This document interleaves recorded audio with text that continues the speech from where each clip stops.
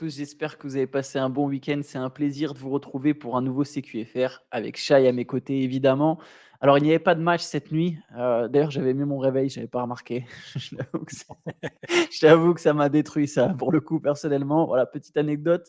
J'avais pas pensé à regarder, mais il y avait la NBA Cup qui s'est terminée, qui s'est conclue samedi soir avec cette finale entre les Lakers et les Pacers. Victoire de Los Angeles 123-109 contre Indiana avec 41 points, 20 rebonds et 5 passes d'Anthony Davis. Shai, LeBron James a un trophée que Michael Jordan n'aura jamais. De même, il a gagné la NBA Cup, première NBA Cup aux Lakers. LeBron qui a l'air déterminé à aller chercher cette victoire. Et voilà, ils l'ont fait, les Lakers l'ont fait. C'est ça, il l'a dit, il a fait un peu son marseillais à la fin, il a fait, en gros, à jamais les premiers, tu vois? Il y a un truc Mm. qu'on peut pas battre, c'est une première victoire dans une compétition. Donc ça, bon, c'est factuel, hein, c'est vrai et bah, il a montré qu'il était déterminé, que les Lakers avaient cette, compétition comme objectif et ils ont très bien, rempli l'objectif, face à une équipe des Pacers qui s'est un peu révélée, je trouve, bah, dans cette compétition. On a vu, je pense que ça pouvait leur servir de préparation, d'entraînement pour d'éventuels playoffs après. On a eu la révélation de Tyrese Haliburton.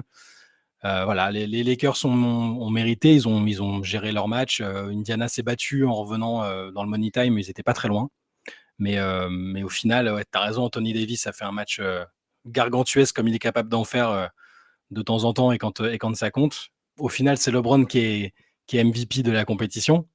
Est-ce que c'est bien étonnant Non, on se doutait qu'il allait cocher cette distinction avant et pendant. Et bon, c'est plutôt logique. Il fait vraiment une. Quand tu prends les matchs de poule, enfin les matchs de classement pour se qualifier, plus les matchs à élimination directe, il a plus de 26 points, 8 rebonds, 7,6 passes, 56,8% d'adresse, 60,6% à 3 points. Voilà, il a pris la chose très sérieusement. Il a même été plutôt impliqué défensivement. C'était du très bon LeBron et je pense que les fans des Lakers espèrent le voir comme ça sur le reste de la saison et surtout en playoff avec un Anthony Davis pas blessé. Je pense que c'est ou pas diminué, ce sera l'essentiel. Mais voilà, les Lakers premiers vainqueurs, à jamais les premiers. Pour le MVP, c'est vrai qu'il enfin, si c'est sur l'ensemble du tournoi, il n'y a pas de doute sur le fait que c'est LeBron. Si c'est sur la finale, mais bon, ça a l'air d'être sur l'ensemble du tournoi. Si c'est sur Mm. la finale, je pense que Davis aurait quand même dû Oui. l'avoir, mais dans ce cas-là, et de toute façon, de manière politique, ils auraient trouvé une manière. Je me demande si la définition du MVP de la NBA Cup changera pas chaque année. Ils nous ont pas précisé au final, je pense. Ouais. Enfin, en tout cas, j'ai pas l'impression que ça a été précisé.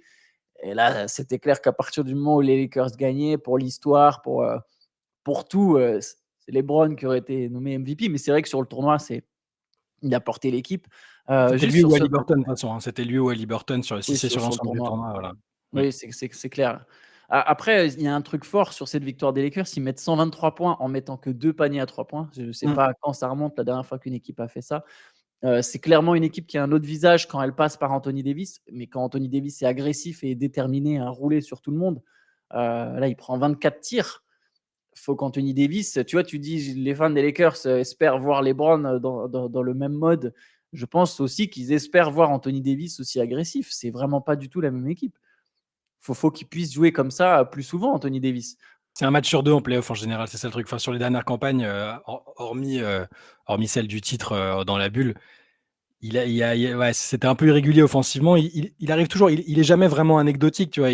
Quand il est pas agressif offensivement, bah, c'est quand même cette force de dissuasion et ce talent défensif. Mais à chaque fois qu'on le voit faire des matchs comme ça, ou des petites séries de matchs de cette nature-là, tu peux pas t'empêcher de te dire, le mec, c'est un. Les fameux talents générationnels, ça aurait dû être un gars qui surdominait tellement il est fort et tellement il a de basket en lui, tellement il peut être dominant des deux côtés du terrain. Et au final, ce sera que, et c'est déjà incroyable, hein, attention, ce sera que un lieutenant parfait dans l'idée, en tout cas pour LeBron quand il n'est pas blessé. Et c'est juste parfois, c'est un petit what if, tu vois. Qu'est-ce qu'Anthony Davis aurait donné avec une autre approche, d'autres choix peut-être. LeBron attend toujours que Davis prenne l'équipe à son compte. Enfin, en tout cas, la version officielle, c'est ça. LeBron essaie de l'inciter plusieurs fois par saison à prendre les clés un peu, à prendre les clés de l'équipe en attaque. Au final, on s'aperçoit que LeBron reste le métronome et que Davis, c'est plus des performances comme ça, un peu éparpillées. ça peut peut-être suffire, mais j'ai quand même dans l'idée que dans une campagne de playoff et dans une série contre un adversaire fort, il faudra qu'il soit capable de le faire plus qu'une fois et pas juste être un très bon numéro 2. Ouais, moi, j'ai l'impression que c'est mentalement, en fait, ce qui a manqué à Davis pour dominer la Mmh. ligue. Parce que c'est vrai que pendant longtemps, il y a eu ce truc, bah, le futur, c'est Anthony Davis, le futur meilleur joueur de la ligue, c'est Anthony Davis. Ça il l'a touché à un moment, ce statut, je pense, c'est en 2020, au moment du titre. Il Ouais. fait sa campagne la plus solide. Il est potentiellement le meilleur joueur du monde à ce moment-là. Enfin, de toute façon, on dit souvent ça du meilleur joueur de l'équipe qui gagne le titre. Est-ce que c'était vraiment le meilleur joueur? Bon, avec LeBron James, il y a toujours le débat. Et c'est toujours un peu délicat de dire: «Ah, dans l'équipe de LeBron James, LeBron n'est pas le meilleur joueur», mais j'ai quand même l'impression qu'en 2020, il y a même des joueurs des Lakers, Rondo et Howard, il y en a plusieurs qui avaient dit, «Ah, mais Anthony Davis, c'est le meilleur joueur de notre équipe, c'est le meilleur joueur du monde». Mais c'est vrai qu'il a pas cette mentalité, de tueur. Là, apparemment, il a dit à Christian Wood: «Tu vas voir, je vais te montrer, moi, pour moi, c'est comme un game 7, je vais te montrer ce que c'est un game 7». Il dit ça avant le match et derrière, il fait effectivement 41 points, 20 rebonds, 4 contres, 5 passes, 24 tirs tentés. Voilà. Mais justement, est-ce qu'il est capable de prendre plus de matchs comme un game 7? Je pense que ça ferait énormément de bien aux Lakers, ça ferait du bien à LeBron qui pourrait aussi se reposer. On peut aussi noter la performance d'Austin Reeves, hein, qui met 28 points en sortie de banc. Il a fait un flu Demain, game, quoi. ouais, ouais, en Il était étant malade. malade. LeBron en conf de presse qui passe le voir et qui lui dit, qui passe derrière en disant: «Ah, qui a fait le meilleur flu game entre MJ et et Austin Reeves?» Parce qu'il était annoncé incertain, effectivement, il avait pas l'air en grande forme et il fait, il égale son record au scoring ou quelque chose comme ça? Il fait c'est un Ouais, je sur la ne saison en connais tout cas. Sur la saison, sans doute, les 28 points, oui, je pense que c'est sa Ouais, meilleure perf de la saison, ouais.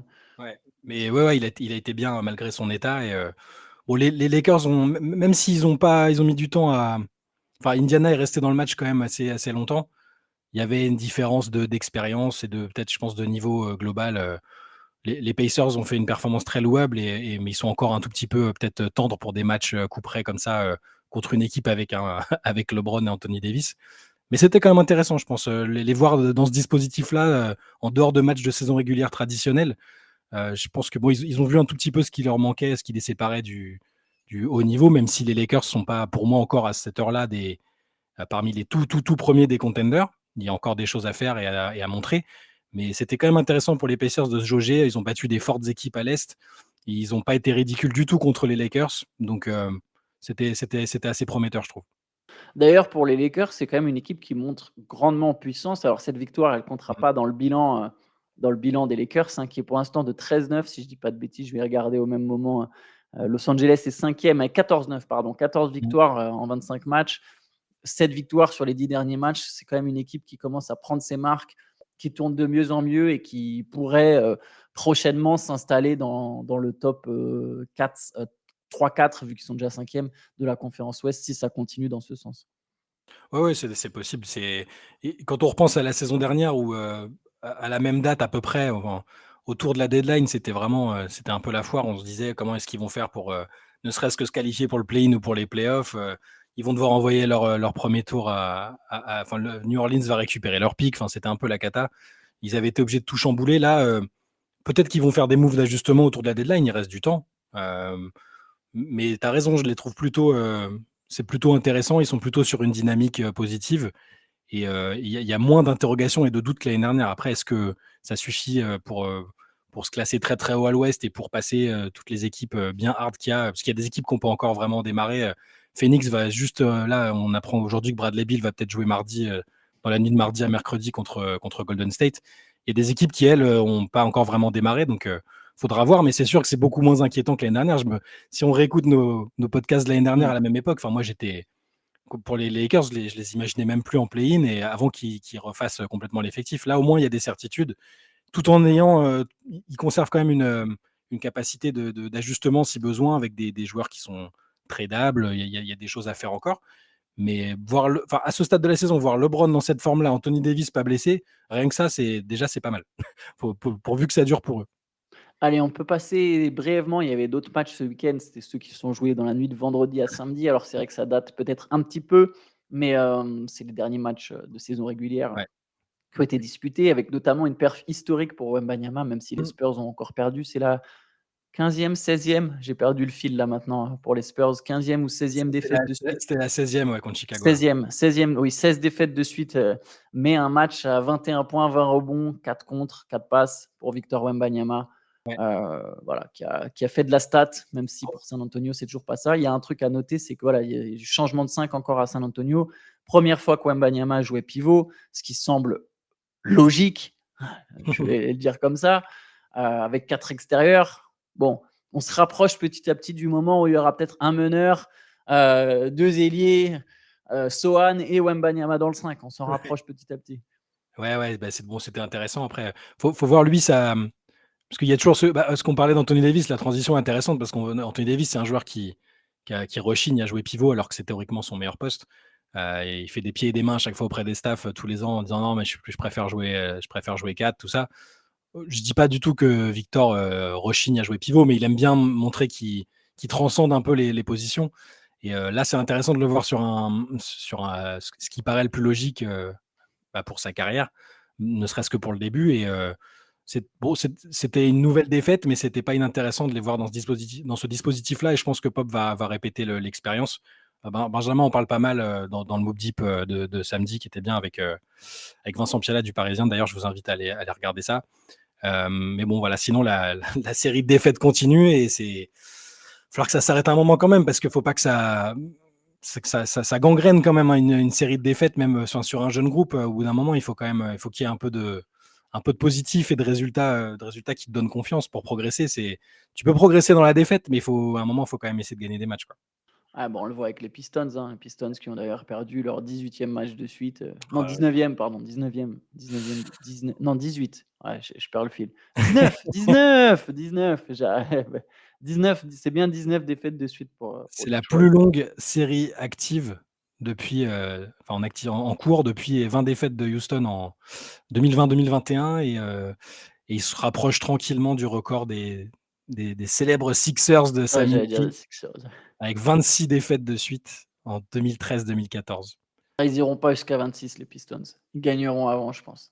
Je sais pas, il y a Après là, quand ils ont même pris une vraie tôle contre le Magic, mais je pense qu'ils ouais, gagneront avant.